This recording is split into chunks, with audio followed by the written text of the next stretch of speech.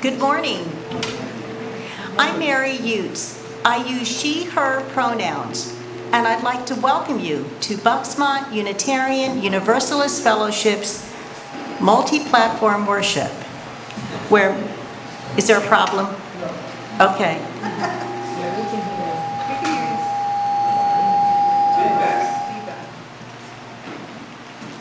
Where moved by love, we share lifelong journeys of growth, wonder, and healing, nurturing wholeness in society and spirit, creating a community of justice and compassion. I'd like to give a welcome to everyone joining us online and in person today, members, friends, and those who may be newcomers to our community this morning. If you are new to Bucksmont and visiting us in person today, please stop by our visitor center in the front hallway near where you came in. There you can also make a name tag for yourself and find more information about Unitarian Universalism, Bucksmont Fellowship, and upcoming events. If you'd like a hymnal or a printed order of service, those are available near the entrance to the sanctuary. If you are visiting us online or prefer digital methods, please email our office administrator, Beverly, to sign up for our email newsletter and to get connected to our congregation. Each week in our service, we offer time for people to share a joy or sorrow from their lives by texting a phone number. That number will be shared in the chat box for those online and on screen for everyone now and later in the service. If you would like to see the order of service, details about upcoming services, and other ways to gather with our community, you can find that on the homepage of our website, www.bucksmontuu.org. This morning, it is my privilege to be able to introduce our guest speaker. Mark Bernstein is a former staff member with the Central East region of the Unitarian Universalist Association and currently serves as adjunct staff for the region. For nearly 30 years, he has been a hopeful member of the Unitarian Universalist Church of Delaware County in Media, Pennsylvania. We're so glad to have Mark with us this morning. Now, there is a lot happening at Bucksmont, and we'd like to highlight these announcements in particular. RE this week from 10:30 to 11:45. Child care is available for families with little ones 5 and under. They are invited to drop off or stay and play in the nursery as needed. All children are welcome to use the play spaces in the sanctuary and social hall. The Bucksmont Ethical Eating Discussion Group will be visiting Milk House Farm in Newtown, an organic facility, on Wednesday, July 5th. We will enjoy a tour and potluck dinner. Carpooling will be leaving from the fellowship at 5:20 sharp that evening. All are welcome to join us for a delicious and educational evening. Please contact Yvonne Obzeta for more details and to sign up. Whether you are a guest, friend, or member, we are glad you are part of our worship service today.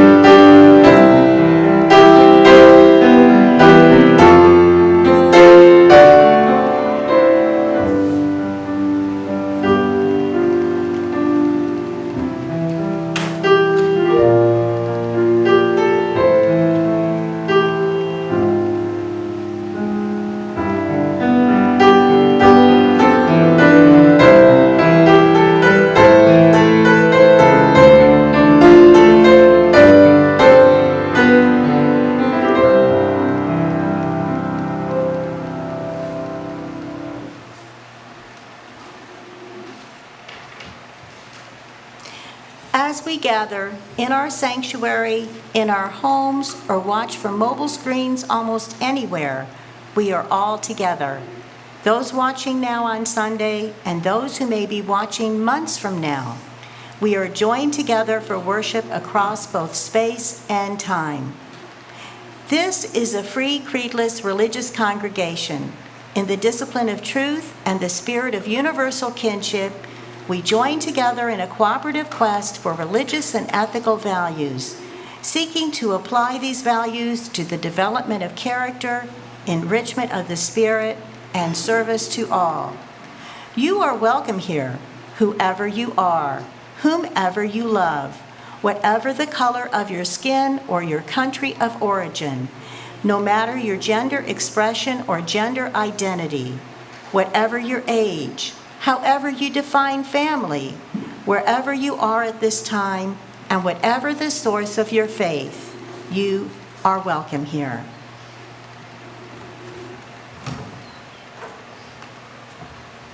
Good morning. It is a great pleasure to be with you this morning. This morning, as you do each time you gather, you kindle our Unitarian Universalist chalice. We do so today with words from Paul Stephan Dodenhoff. For this 1 hour, Spirit of life, we let go. For this 1 hour, may we let go of our anxieties, our fears, our anger, our self-doubts, our regrets, our petty grievances, and our distractions. If only for this 1 hour, let the flame of this chalice burn them from our hearts and minds and light our way to peace and serenity. For this 1 holy hour. Please light your chalice at home. Our common chalice is now lit. Or is it? It won't take today.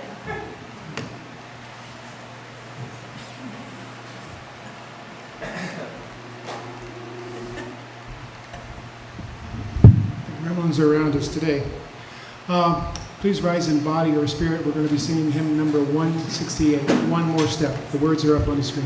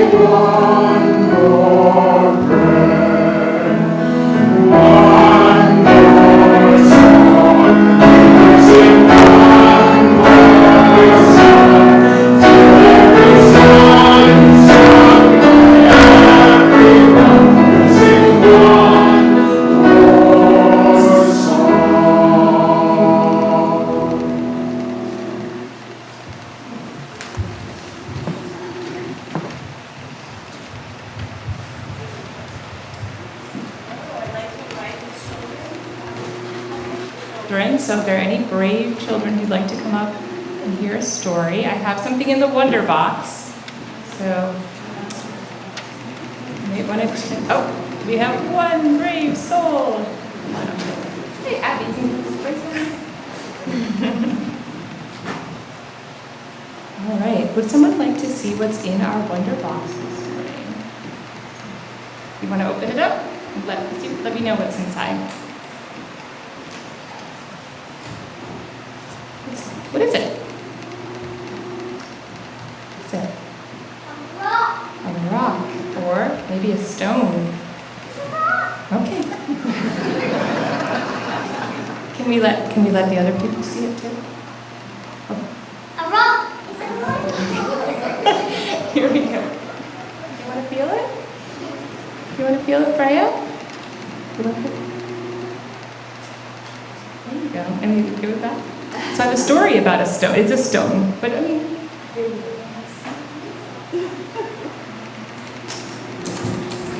All right. Thank you, Freya. All right. So I'm going to tell a story about a stone, a magic stone. So once upon a time, there was oh boy, we're losing people. There was an old woman, and she was traveling from a faraway land, and she came to a village, and she was very hungry. So she went around from door to door and asked if people could give her some food, but each one of them said, I don't have any food for you, I'm sorry, not today. So she said, you know what? I'm going to go out into the middle of the square, and I'm going to make some stone soup. So she took a stone, and she put it in a big pot. She put a bunch of water in it, started a fire, and started stirring. And people came out, and they were looking at this, and they were saying, how is this going to work? But she kept going, and she said, this is going to be delicious. Until one day, soon after that, one of the ladies in the village said, you know, I might have some onions you could add. So she went to her house and she brought some onions back and she chopped them up and put them in this cauldron. She kept stirring. Another man came by and he said, I might have a few carrots we could put into that. So he went back to his house, came back, chopped up some carrots and put them in, and kept stirring and stirring. Meanwhile, it was starting to smell a little better. And finally, some other people said, you know what? I have some herbs and spices. Another person said, I have some potatoes. Pretty soon, there was something really delicious in that pot. In fact, there was enough that she could share it with the whole village, and they all had an excellent meal. And she got to have a meal and not be so hungry anymore. So was it a magic stone that made the soup? I only have one person to ask. What do you think? Do you think it was magic? No. What do you think was it that helps? Well, you know, let's think about it later. And as we're going out into the world, what is it that really works to make things happen? And thank you so much. And so for some of you, I'll see you downstairs.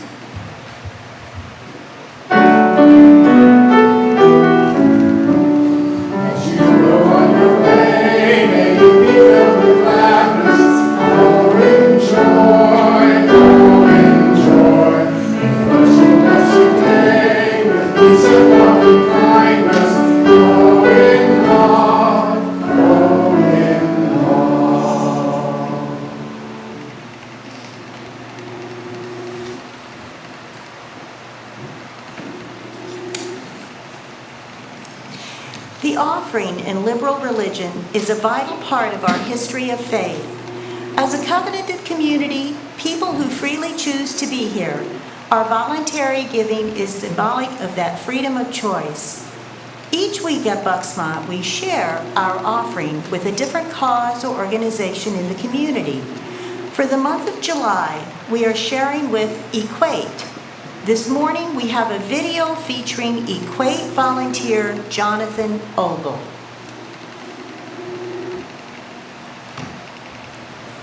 Good morning. My name is Jonathan Ogle. I'm a Quaker, and for several years now I've been a volunteer with the Earth Quaker Action Team. That's Equate, E-Q-A-T. I want to start by thanking you for your generosity to Equate and for our current campaign, and for your commitment to supporting the work of climate justice and sustainability. I'm sorry I can't be with you in person this time, but I've recorded a short video to share with you a little bit about the work we're doing, who Equate is, and the campaign we're working on. We are a grassroots, a volunteer-led organization, Quakers and others of diverse beliefs working together on climate change and justice. Our focus is, our role is to use nonviolent direct action in spiritually grounded and creative ways to pressure powerful decision makers in corporations to do the right thing and to get the world moving toward stopping climate change and toward justice. Our current campaign is a campaign targeting Vanguard. Vanguard is, as you probably know, is a local asset manager based in Malvern that probably you associate with retirement accounts. I know I'm someone who was able to have a retirement account with them through my employer, and I was surprised to know that the Vanguard's investing my money in destroying the future that I thought I was saving for. That includes investing in expanding fossil fuels, and it includes investing in companies that are engaged in deforestation, companies that are making air quality worse, particularly in frontline communities like Chester, just down the road from me, where predominantly black and brown folk are living and dealing with the consequences of investments that Vanguard is making with my money. So Equate uses nonviolent direct action to pressure them. We are currently engaged in an international campaign working with partners to persuade Vanguard to do the right thing and stop accelerating climate change. That includes engaging with, as shareholders, with companies that they are invested in, and also ultimately divesting if those companies are unwilling to or unable to change direction. We are, I hope you'll check out our website at equate.org, eqat.org. You can check out more information about our campaign, and we hope to see you at an action or to join us for an informational meeting to help you get involved. Thank you for all your support. Blessings to you this Sunday and always. We ask that you participate in our morning offering in one of these ways. You can write out a check to Bucksmont and mail it into the fellowship. You may donate online now or at the end of our worship service, or you may place your donation into one of the baskets as they are passed. We will now receive the morning offering.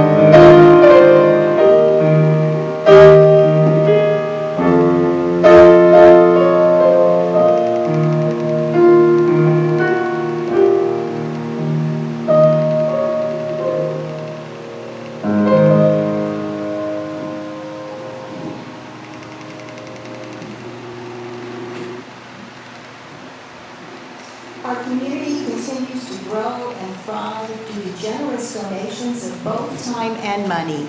For the many ways that you contribute and how it sustains this fellowship, we are truly grateful.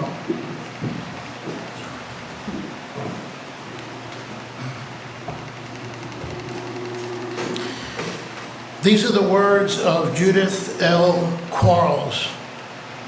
How shall we pray? First, let us be open to the silence. Let us hear the sounds in this room, the noises outside. Let us begin to hear the soft beating of our hearts, and let us listen intently for messages from within. Next, let us feel gratitude for our lives and for our beautiful earth. As hard as life gets, as sad or lonely as we sometimes feel, let us always be warmed by the gifts of this life. Next, let us hold in our hearts all those known or unknown who are in need. May we find in ourselves the energy and knowledge to bring care to the world. And finally, let us be aware of the blessing that it is not ours alone to do the work of the world. Love and community work wonders that we by ourselves could never manage. In this time of silence, let us form our own prayers out of the concerns of our hearts.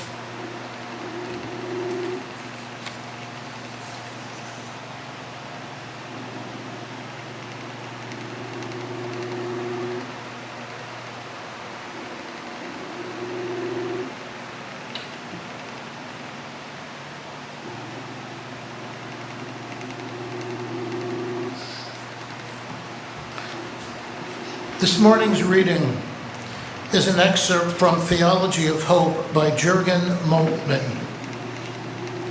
Faith, wherever it develops into hope, causes not rest but unrest, not patience but impatience.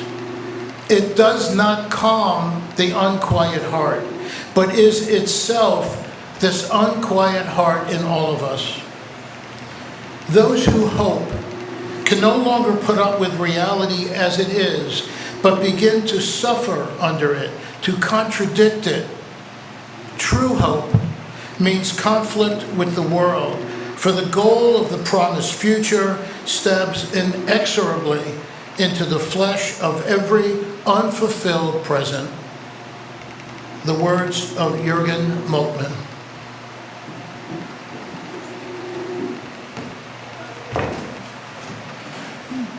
Please rise in body and spirit, and let us sing hymn number 159, This Is My Song.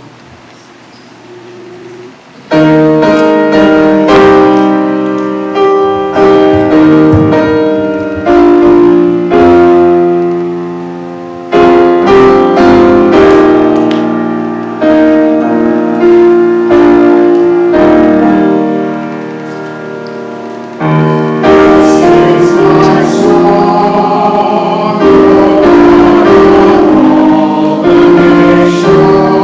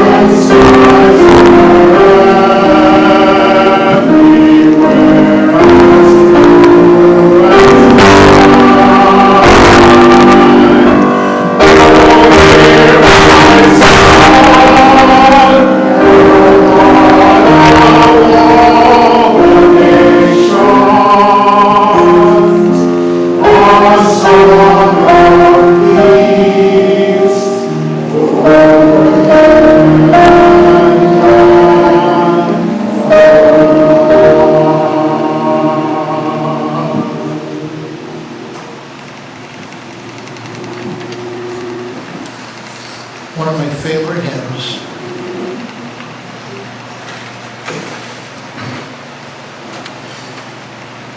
When I was a kid back in the 50s, I know I'm not that old. I was maybe 8 or 9 years old. The one toy I wanted more than anything else in the world was an electric football game. Does anybody remember the electric football games? Yeah, I know many people do. It was made by Tudor Metal Products, and it consisted of a metallic board decorated to resemble a football field, plus 22 little metal figures to place atop the field. Beneath the playing field was a motor which caused the board to vibrate at the flip of a switch. These vibrations moved the players around the field, usually in all different directions. One of the players, the quarterback, had a moving arm, and you would put this tiny cloth thing that was supposed to be a football in the arm and launch it into play. I don't remember the rules very well after all these years, but chaos ensued on this metal board as a combination of magnetism and luck helped the football figures move the ball to and fro. Now the game had a lot of problems. There was limited control over the players. The quarterback had as much accuracy and control in his throws as an infant, no offense to infants. And the player figures would sometimes wobble around in circles if their bases became the slightest bit damaged. And after every play, it would take forever to set up all the figures in formation to run the next play. So after around about 2 weeks of playing the game, I grew tired of it. It was tedious and not very exciting, and I really wondered why I wanted the darn thing in the first place. Here I had hoped and hoped for months leading up to my birthday, and the result was disappointing. My life hadn't changed, and I kind of wasted a good birthday present. Now, I realize that giving a sermon on hope is not supposed to start out this way. Hope is a word that is uplifting and optimistic and hopeful. Indeed, some of the most inspiring quotations involve the concept of hope. Martin Luther King: "We must accept finite disappointment, but never lose infinite hope." Author Bernard Williams: "There was never a night or a problem that could defeat sunrise or hope." Desmond Tutu: "Hope is being able to see that there is light despite all of the darkness." And then there is the immortal Yogi Berra, who famously said, "It ain't over till it's over." So I'm not here to denigrate hope. I love hope. And it's evident that if we didn't have hope, life would not be worth living. You see, the absence of hope, I believe, is not hopelessness, it's desolation. Without hope, we give up. We resign ourselves to an existence devoid of joy and wonder and faith and, yes, electric football games. The Unitarian Universalist minister, Reverend Diane Dover, in a 2016 sermon wrote this: "It is the nature of hope to rise. It lifts our spirits, it buoys us up when despair threatens to drag us down. It gives us a boost when we feel we can't go on. Hope is the fuel and the energy that keeps the world moving forward. Hope is like the leaven that causes a loaf of bread to rise. A spiritual community, she concludes, is the culture where hope grows, where we create the leaven that makes our spirits rise. So hope is good. We can't live without it. But hope alone is not enough. And that is the central point of my message to you this morning. Hope is at best a starting point. Rebecca Solnit, in her book, The Case for Hope, suggests that we think of hope as the match, but not the tinder or the blaze. To matter, she contends, to change the world, you also need devotion and will, and you need to act. Hope is only where it begins. Hence the quote from Sir Francis Bacon that I included in the description of this sermon: hope is a good breakfast, but it is a bad supper. We begin our day with hope, full of promise, and it feeds and nourishes us as we go about our lives. But in the end, if all we are left with is hope, it provides for a meager feast to end our day. If hope floats, it does so only when it is followed by action. Hope is passive, action is active. Hope is wishful thinking, action is making our wishes come true. Hope rises out of a yearning, a cry for something new or better. As Moltmann tells us in the opening reading, hope causes not rest, but unrest, not patience, but impatience. It does not calm the unquiet heart, but is itself this unquiet heart in all of us. There is, of course, the kind of hope that does not involve action, those things over which we have no control.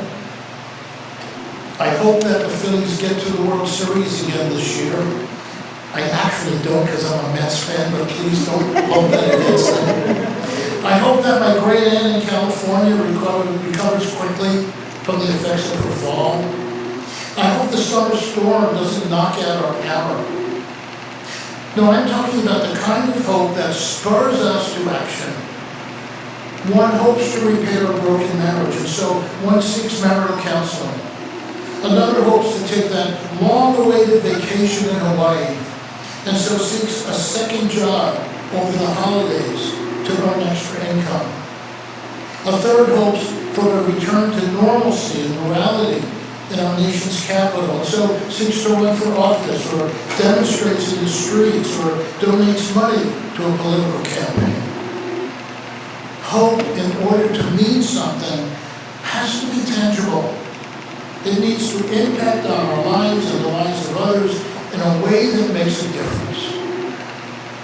Theologian Paul Wendell describes hope as something that has to be seen to be believed. It has to be made visible. It has to be something we can feel and touch. As Unitarian Universalists, we are called to translate our hope into action. It is part of our legacy. UU leader Takaya Amin wrote, Unitarian Universalism calls us to work toward building a sustainable, equitable context for all of us to live and thrive. If you embrace and believe in our principles, you can't sit idly by in the absence of those ideals in our society. And he concludes his essay in very blunt terms. If you are called to act in, on, and through our principles, maybe you shouldn't call yourself a Unitarian Universalist. Blunt words indeed. It's a matter of accountability, isn't it? Of ownership. Author and community organizer Peter Block, one of my heroes, defines accountability as the willingness to acknowledge that we have participated in creating the conditions that we wish to see changed. If we don't feel ownership in the process, he contends, we will not assume accountability in ensuring its success. But in order for one to feel accountable, they must believe in the possibility that the congregation is theirs to create, that they are cause, not effect, that hope is not enough, that it must be followed by action. So if a member of this wonderful congregation hopes that it can be more welcoming, then that person must get out of their chair on a Sunday morning before the service starts and welcome a stranger or introduce themselves to someone they don't know during coffee hour. If one hopes for a strong and thriving religious education program, then they need to volunteer to teach or mentor or even just attend services led by our youth. If we hope for a financially secure congregation able to meet our growing needs, then we must pledge as generously as we can, whatever that amount is. Hope, followed by action, is the foundation upon which sits a strong, loving, and growing congregation.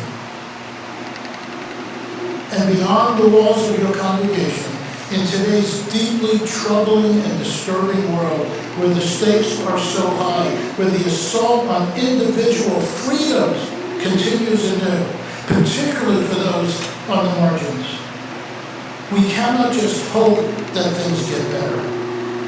We need to follow up that hope with action. For my part, for the last several years, I have participated in volunteer work with 2 organizations in the city of Chester in Delaware County, one of the most impoverished cities in the 5-county Philadelphia area and the entire country. I know that I can't just hope that things will get better in Chester.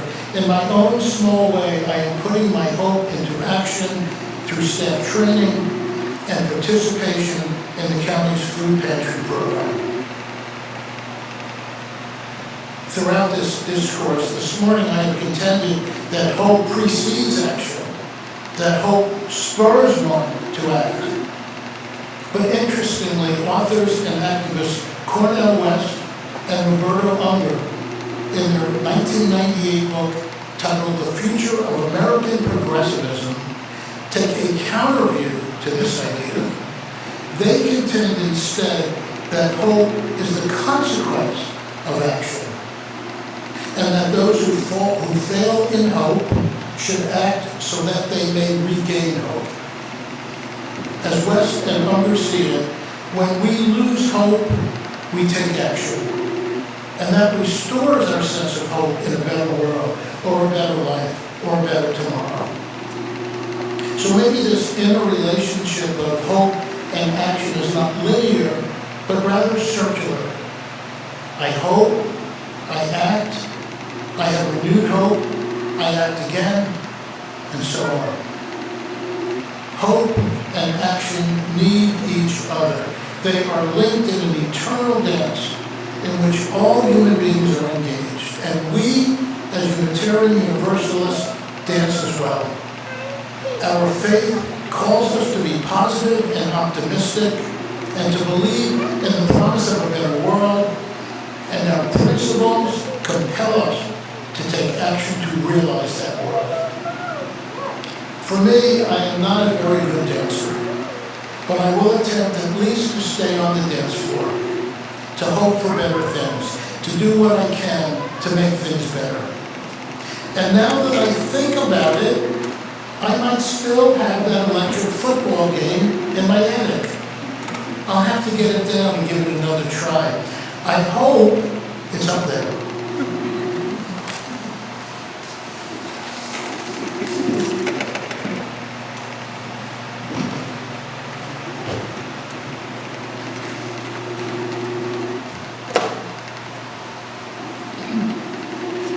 Our next song is hymn number 396. Since you don't have books, I'm going to be showing you some hand motions, and Mary's going to help me out a little bit, because this is actually a round.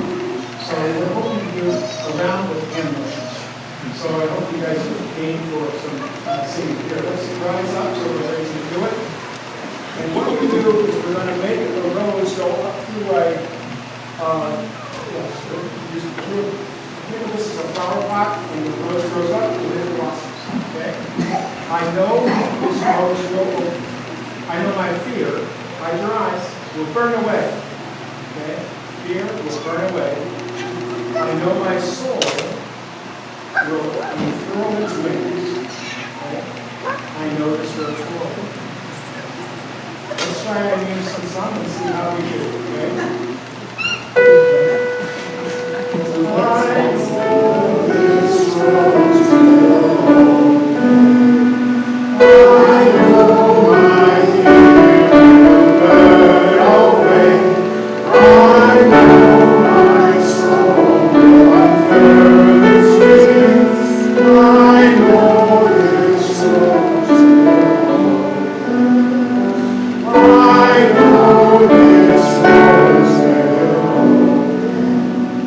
I know my fear will burn away.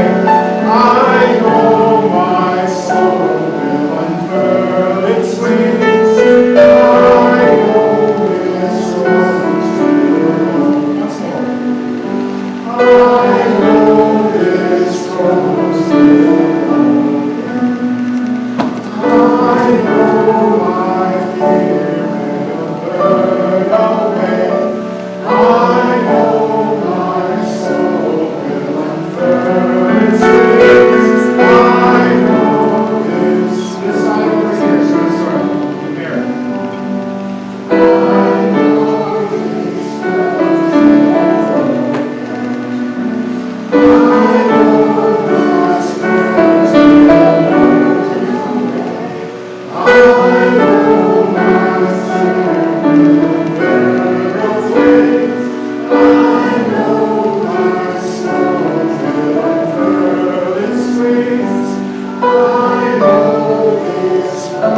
fear will burn away. I know my soul will unfurl its wings. I know this rose will open. I know this rose will open. I know my fear will burn away. I know my soul will unfurl its wings.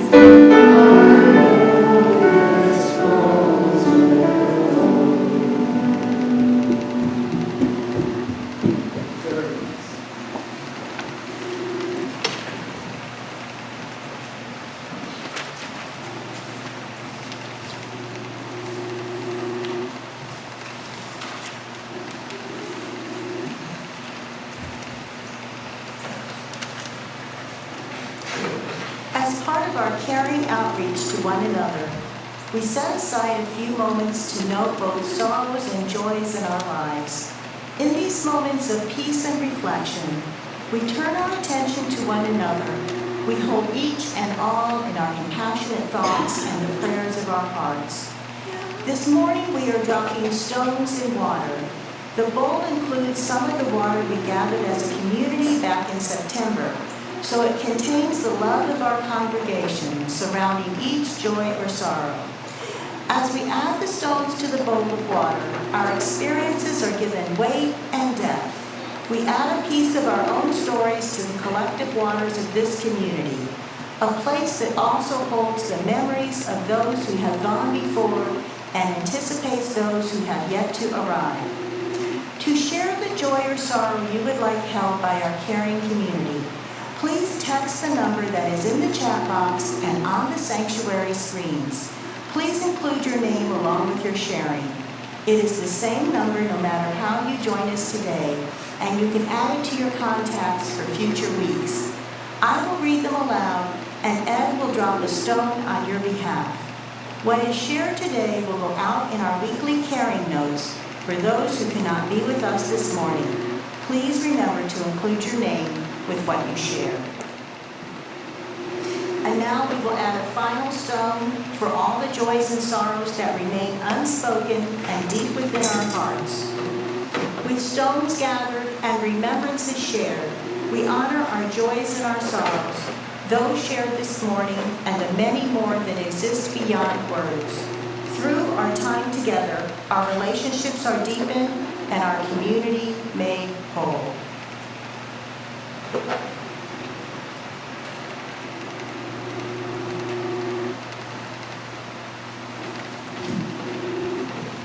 Our closing song, 1024, the Spirit says to you, is always sung. This comes from the African American spiritual and discernment friend, Mark Long.